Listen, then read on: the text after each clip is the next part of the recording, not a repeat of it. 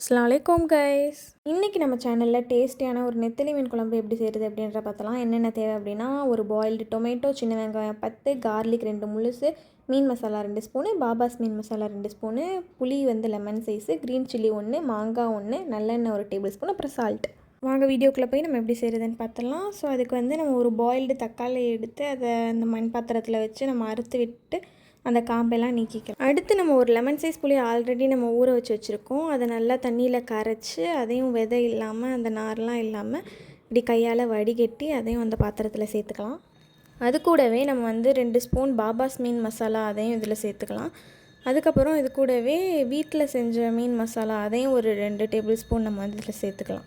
அப்புறமா இதை நம்ம கையாலேயே அந்த தக்காளி கூட சேர்த்து நல்லா மிக்ஸ் பண்ணிக்கலாம். தக்காளியை நல்லா பிசைஞ்சு அந்த மசாலாவும் நல்லா கரையிற மாதிரி கையாலேயே நம்ம நல்லா மிக்ஸ் பண்ணிக்கலாம். அடுத்து நம்ம எடுத்து வச்சுருக்க முழு சைஸ் அந்த ரசப்பூண்டை எடுத்து இந்த மாதிரி இந்த கல்லில் வச்சு நச்சு விட்டுட்டு அந்த மேலே உள்ளதெல்லாம் எடுத்துட்டு நம்ம இதை லைட்டாக தண்ணியில் வாஷ் பண்ணிவிட்டு அப்படியே தொலியோடையே சேர்த்து நம்ம க்ரஷ் பண்ணிக்கலாம். 2 முழு கார்லிக்கையும் நல்லா க்ரஷ் பண்ணதுக்கப்புறமா நம்ம அதை எடுத்து ஆல்ரெடி மிக்ஸ் பண்ணி வச்சுருக்க அந்த குழம்பு மிக்ஸில் இதை போட்டுடலாம். அடுத்து எடுத்து வச்சுருக்க 4 சின்ன வெங்காயத்தையுமே நம்ம இந்த கல்லில் போட்டு நல்லா இதையும் க்ரஷ் பண்ணிக்கலாம். 4ஐயுமே நல்லா க்ரஷ் பண்ணதுக்கப்புறமா அதையுமே நம்ம எடுத்து அந்த குழம்பு மிக்ஸ்லேயே சேர்த்துடலாம். அடுத்து அந்த 10 சின்ன வெங்காயத்தில் 4 க்ரஷ் பண்ணிட்டோம் ஆல்ரெடி. மிச்சம் இருக்கிற 6ஐயுமே நம்ம இந்த மாதிரி குட்டி குட்டியாக சாப் பண்ணி அதையும் அந்த மிக்ஸில் சேர்த்துக்கலாம்.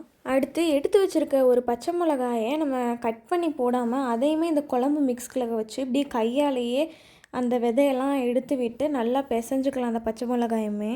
அடுத்து நம்மளுக்கு தேவையான அளவு தண்ணியை ஊற்றி அட்ஜஸ்ட் பண்ணிவிட்டு அதை தூக்கி அடுப்பில் வச்சு நம்ம ஃபுல்லாக வச்சிடலாம். அடுத்து தேவையான அளவு உப்பை நம்ம இந்த குழம்புல சேர்த்துக்கலாம். உப்பு சேர்த்துட்டு மூடி வச்சிடலாம். மூடினதுக்கப்புறம் ஓரளவுக்கு குழம்பு சூடாகி குட்டி குட்டி பபிள்ஸ் வர ஆரம்பிச்சதுக்கப்புறம் நம்ம வெட்டி வச்சுருக்க ஒரு மாங்காயை குழம்புல சேர்த்து மூடி வச்சிடலாம்.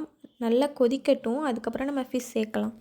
மூடினதுக்கப்புறம் கொஞ்சம் ஸ்மெல் வர ஆரம்பிச்சதுக்கப்புறம் நம்ம அதை ஓப்பன் பண்ணிவிட்டு ஒரு டேபிள் ஸ்பூன் நல்லெண்ணெயும் சேர்த்துட்டு திரும்ப மூடிடலாம்.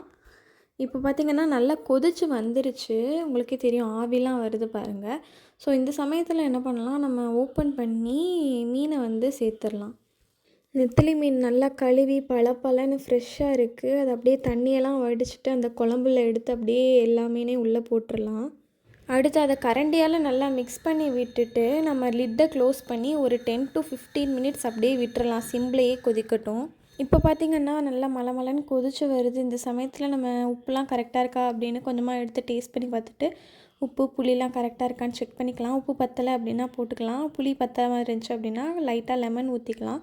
எனக்கு எல்லாமே கரெக்டாக இருக்குது. இதை அப்படியே இன்னொரு 5 மினிட்ஸ் அடுப்புலேயே வச்சுட்டு நம்ம இறக்கிடலாம். அவ்வளோதான். டேஸ்டியான நெத்திலி மீன் குழம்பு சூப்பராக ரெடி ஆயிடுச்சு பாருங்கள். இதை எங்கள் வீட்டில் கழனி குழம்பு இல்லை சுட்டு பிணைஞ்ச குழம்பு அப்படின்னு சொல்லுவாங்க. இது ரொம்பவே டேஸ்ட்டாக இருக்கும். நம்ம சூடான சாதத்தில் வச்சு சாப்பிடும் போது இது நம்ம ஊர் கடைக்காரையிலேயே வந்த ஃப்ரெஷ்ஷான மீன்னால இன்னும் கொஞ்சம் ரொம்பவே டேஸ்ட்டாக இருந்துச்சு. நீங்களும் இது மாதிரி ட்ரை பண்ணி பார்த்துட்டு எப்படி இருந்துச்சு அப்படின்றத கமெண்ட் பண்ணுங்கள். இந்த ரெசிபி உங்களுக்கு பிடிச்சிருந்துச்சி அப்படின்னா நம்ம சேனலுக்கு சப்ஸ்கிரைப் பண்ணி வச்சுக்கோங்க. ஸோ இது மாதிரி நிறையா ரெசிபிஸ் நம்ம போடலாம். அடுத்து நம்ம இதே மாதிரி ஒரு சூப்பரான ரெசிபியோடு சந்திக்கலாம். அது வரைக்கும் பாய் பாய்.